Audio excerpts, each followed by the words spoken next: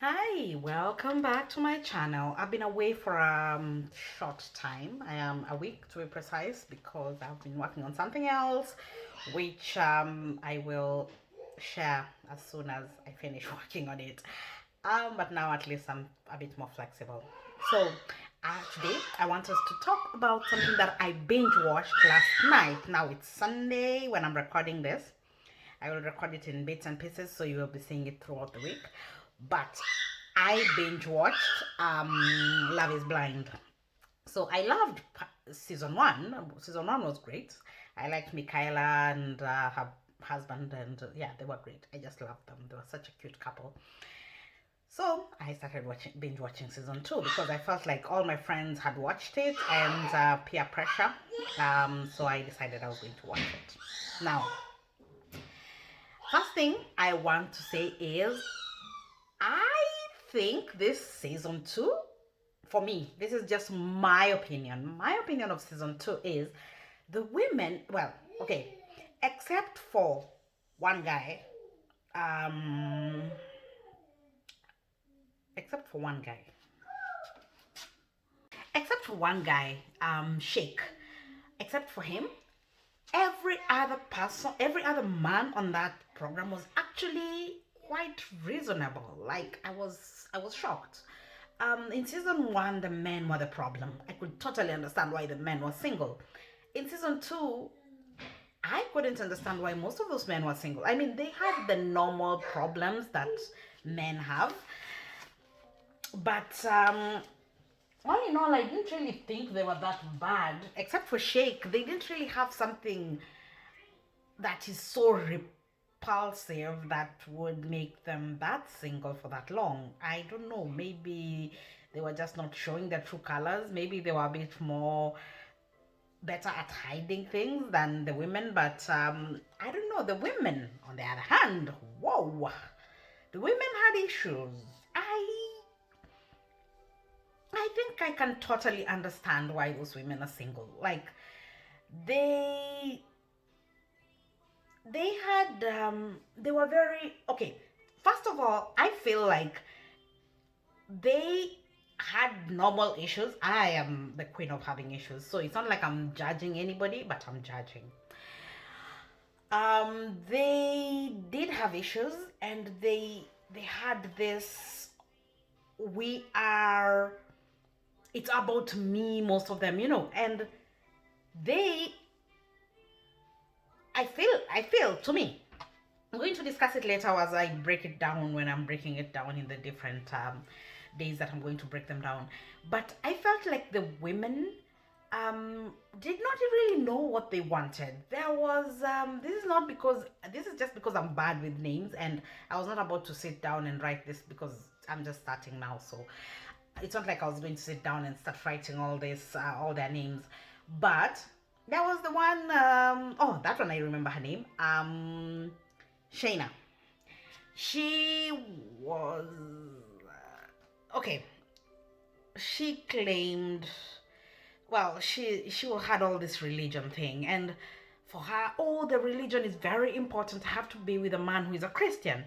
However, those rules were not for the other guy who she was interested in. That one could have been the devil himself. She would have still gone with him. I'm like, why don't you just tell the guy, I'm just not that into you? This is not happening. Why are you bringing God into your nonsense? This had nothing to do with her religion. This had 100% to do with her not feeling the guy. Then there was the one who had all these emotional issues. She is an emotional wreck, just like I am. The problem is she doesn't want, I don't, she doesn't want to be told that. She kind of wants everybody tiptoeing around her, and her mother actually told her, and that is something she really should have listened to. But I feel like the man was listening more than she was listening, because then they went and had a fight about exactly the same thing. The mom said something very important, which funny enough resonated with me. The mother said that the daughter is just like the mother because they tend to push away people when they need them the most. And this woman was pushing this man away when she needed him the most. We are going to discuss that in another one. But I remember, like, the first time the guy went out for dinner, for drinks, and she stayed because she was sick. And then the guy comes back and she's complaining about how she was crying because he had gone out and she didn't know what was going to happen and he was going to change his mind. Excuse me, in the real world, this man is going to be going to work. Are you going to be crying because he's gone to work? What nonsense. Anyway, then there was well, Dipti was perfect. I mean, aside from being blind, because totally she was totally oblivious of how, I don't know. I think she was just so happy to finally find an Indian man who resonates with her, that that she, that she did not even see the red flags, because I don't even understand why she went on a second date with that guy. He's just in a class of his own. But maybe it's the editing. He claims it's the editing. I don't understand how editing is putting words in your mouth. Anyway. And she kept telling him how cute he was. What nonsense is that? Anyway. And then there's Mallory, who annoyed me because she didn't know what she wanted from the get-go, and she just kept dragging people in the wrong places. Funny enough, the two couples who I really did not expect to make it are the ones who made it. Natalie, I think that's her name, I'll check, but Natalie, the Korean girl, she was special. The reason why I think she was special is I feel like she is a very focused woman, because even in the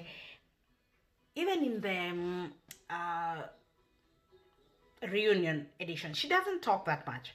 I feel like she's the kind of woman who knows what she wants, knows exactly how she's going to get it. She plans her life. I think she's a planner. She's someone who has, I'm sure if you check, she has everything planned up to Timbuktu. And she said that her mother was the breadwinner and her father was the one who raised her. So I think she's grown up with the idea of the strong, hardworking woman so much that that is what she is. And I feel like she chose this guy because he was the exact opposite of that. And this was never going to work. First of all, I couldn't even understand how that guy had two women fighting over him. He was so childish. He was so childish. I don't know, I just couldn't understand it. The other couple that really made me laugh, the couple who were scared of divorce. So I feel like those people are just together because, and they will probably stay together the longest for the same reason that old people, there are old people who I've talked to, and I'm like, oh, so how did your marriage last so well?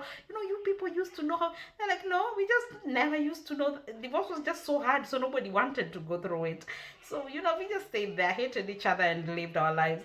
But I feel like that's how this couple is going to live. They're just going to sit there, detest each other, and never do anything about it because they just don't want to divorce and prove their parents right.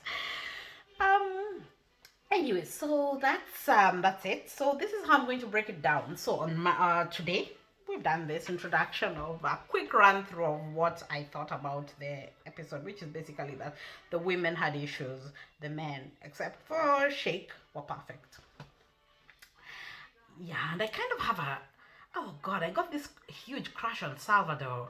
Maybe because he sings. I kind of like when a man sings for a woman. Anyway. Yeah, that was cute.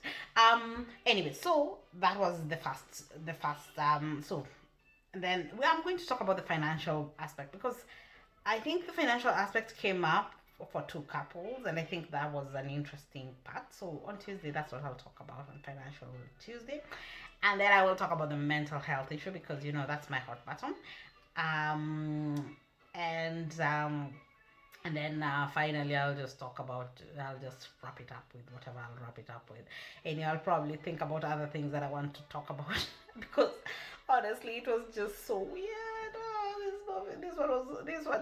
No, there better not be a season 3. The reason why there better not be a season 3 is because chances are, if there's a season 3, I will watch it. And I don't think I can take anymore.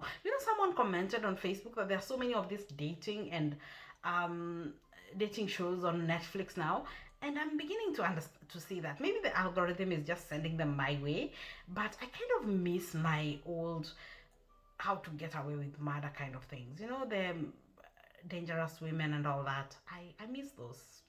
Yeah. Anyway, I'll try watch one and see if it changes the algorithms. But that was an interesting binge watch. I started watching it and I fell asleep around 4 a.m. and I had the reunion only left. So by 7 I was awake. So I'm recording this at night and I'm already really tired. It's just I don't want to sleep early because then I will wake up at 3. All right. Bye bye.